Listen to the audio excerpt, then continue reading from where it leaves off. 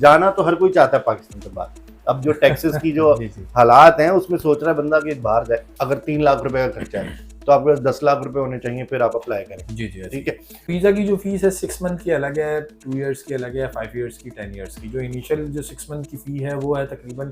Filer और non filer, तो इससे कोई फर्क पड़ेगा आपकी एप्लीकेशन पे या नहीं पड़ेगा? बाकी जो कैटेगरीज हैं यानी 2 इयर्स और 5 इयर्स और 10 इयर्स उनकी फ़ीस अलग है। ज्यादा चांसेस किसमें होते हैं कि वीजा लग जाए? 5 साल के लिए अप्लाई करें, 2 साल के लिए करें या 6 महीने के लिए करें? हेलो जी, अस्सलाम वालेकुम, मैं राहिल गिल। नाज़रीन, आज हम बात करने वाले हैं कि यूके का जो वीजा है वो आपने अप्लाई कैसे करना है, उसका विजिट वीजा किस तरह से अप्लाई करेंगे, क्या डॉक्यूमेंट्स चाहिए और कितने पैसे चाहिए, और आपको वीजा मिलेगा या नहीं मिलेगा, क्योंकि आजकल जो है वो यूके में बहुत ज़्यादा लोग अप्लाई कर रहे हैं और काफ़ी अच्छा रेशियो भी आ रहा है। तो हमारे साथ मौजूद है एजे एक्सप्रेस के CEO बिलाल अनवर जलाल साहब। उनसे बात करते हैं और उनसे पूछते हैं कि यूके का वीज़ा कैसे अप्लाई करना चाहिए। अस्सलाम वालेकुम, कैसे आप? वालेकुम अस्सलाम, अल्हम्दुलिल्लाह। सबसे पहले वही आपने सुन लिया, क्या बात करने वाले हैं यूके का वीज़ा। लोग यूएस छोड़ के अब मेरा ख्याल है यूके की तरफ ज़्यादा आ रहे हैं, यूके का वीज़ा अप्लाई कर रहे हैं। हर जाना तो हर कोई चाहता है पाकिस्तान से बाहर। अब जो टैक्सेस की जो जी जी हालात हैं उसमें सोच रहा है बंदा कि बाहर जाए। तो यूके की जो विजिट वीज़ा है उसका क्या रेशियो चल रहा है?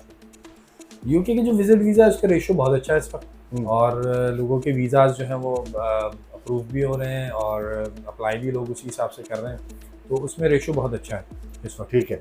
अच्छा, अब जो दूसरा सवाल बनता है वो ये बनता है सबसे पहले कि भाई जब विजिट वीज़ा अप्लाई करना है तो कौन सा एक अच्छा जेन्युइन रीज़न दे सकते हैं कि भाई हमने इसलिए जाना है वहाँ पर? वैसे तो genuine reason I am sure के होते हैं, लेकिन अगर कोई जाना चाहता है, रीज़न देना चाहता है, तो क्या रीज़न पे जल्दी लग जाता है वीज़ा? देखिए टूरिज्म के ऊपर भी वीज़ा लग जाता है, हम्म। लेकिन उसमें शर्त यह है कि आपकी जो फाइनेंशियल्स है ना वो जस्टिफाइड होने चाहिए आपके, कि आपकी इनकम प्रूव होना चाहिए और उसमें जो ट्रांजेक्शंस हैं वो भी जस्टिफाइड होनी चाहिए। तो वो टूरिज्म वीज़ा भी वो लोग दे देते हैं इजीली, कोई इतना इशू नहीं आता उसमें। अच्छा, अब देखें सवाल ये पैदा होता है कि कुछ लोग हैं सैलरीड लोग। सैलरीड लोग वो जो हमारे जैसे हैं, बेचारे नौकरी करते हैं, थोड़ी बहुत तनख्वाह होती है। तो कितनी सैलरी होनी चाहिए जो अप्लाई कर सके? और बिजनेसमैन का तो कितना उसका मतलब टर्नओवर होना चाहिए या इन आउट होनी चाहिए उसके अकाउंट में, तो वो अप्लाई कर सकता है? देखिए इसमें जो बिज़नेस की जो ट्रांजैक्शंस हैं उससे कोई इनको गर्ज़ नहीं होता। उनकी जो पर्सनल जो ट्रांजैक्शंस होती हैं, पर्सनल जो स्टेटमेंट होती है वो वेरी करती है। ओके। उसके अंदर जो ट्रांजैक्शंस हैं वो जस्टिफाइड होनी चाहिए, यानी कि वो बिज़नेस की जो इनकम है वो उसमें शो होनी चाहिए पर्सनल अकाउंट में। तो ये इस तरीके से होना चाहिए। और अब किसी भी कंट्री के वीज़ा के लिए जब अप्लाई करते हैं तो उसमें एटलीस्ट जो है वो 3 हिस्से होने चाहिए आपके फाइनेंशियल्स के, यानी कि 2 आपकी सेविंग्स होनी चाहिए, एक आपका जो है वो खर्चे खराजात ट्रैवल शो करना है, जी ट्रैवल एक्सपेंस शो करना है। अब उसमें कैलकुलेशन ऐसी कि 10 रुपये अगर है तो फिर आप अप्लाई करें, 3 रुपये आपने ये शो किया और 7 रुपये जो है वो आपके सेविंग है, बैकअप सेविंग में। में आ गए। जी जी, ये तो कैलकुलेशन उसमें होनी मतलब फॉर एग्जांपल अगर 3 लाख रुपए का खर्चा है तो आपके पास 10 लाख रुपए होने चाहिए, फिर आप अप्लाई करें। चाहिए। जी जी ऐसी। ठीक है। अच्छा, अब सवाल ये होता है कि चलिए 10 लाख रुपए भी आपने रख लिया, एक रफ फिगर दे रहा हूँ।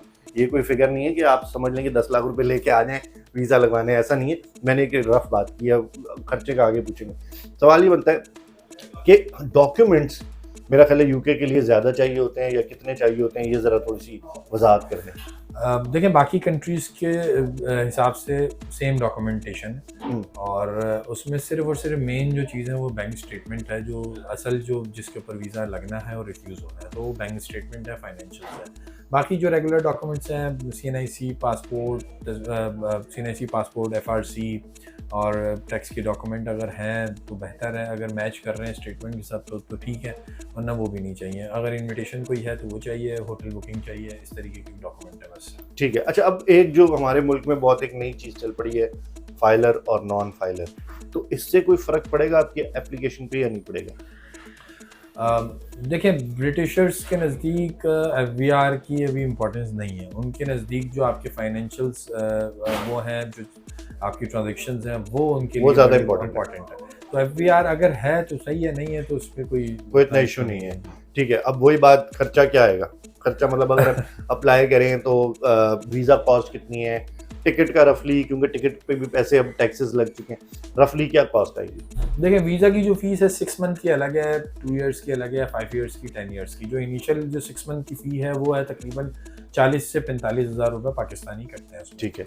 और उसमें जो है वो VFS की फ़ी कुछ है 2500 3000 रुपये 6000 रुपये, माजरत के साथ 6000 रुपये के करीब वो है। और इसके अलावा जो आपका कंसल्टेंट पैसे लेता है वो 10,000, 15,000, 20,000 जो भी वो उसकी फीस होती है।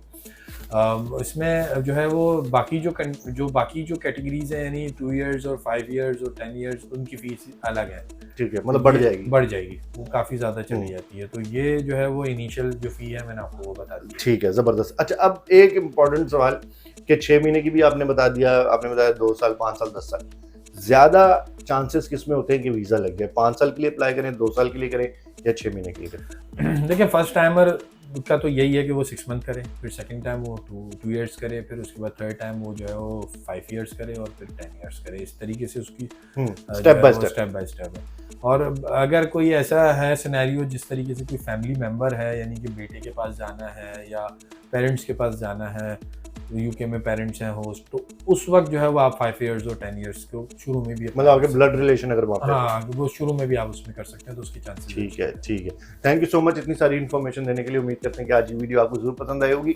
जाने से पहले मैं आपको बता दूं, अगर आप भी अप्लाई करना चाहते हैं यूके का वीज़ा, तो आप एजे एक्सप्रेस पे आगे कर सकते हैं। डिस्क्रिप्शन में मैंने नंबर डाल दिया है, वहाँ से आप कॉन्टैक्ट नंबर लेके बिलाल साहब से कॉन्टैक्ट कर सकते हैं और अपना वीज़ा अप्लाई कर सकते हैं। तो उम्मीद करते हैं कि आज की वीडियो आपको ज़रूर पसंद आएगी होगी। जाने से पहले मैं आपको बता दूँ कि अगर आप अप्लाई करना चाहते हैं वीज़ा, तो आप एजे एक्सप्रेस पे आके अप्लाई कर सकते हैं और डिस्क्रिप्शन में मैंने नंबर डाला है, वहाँ पर जाकर आप नंबर ले लें। इसी के साथ मुझे इजाज़त दीजिए। जाने से पहले चैनल को लाइक करें, सब्सक्राइब करें, शेयर करें। मैं और राइल गिल, खुदा हाफिज़।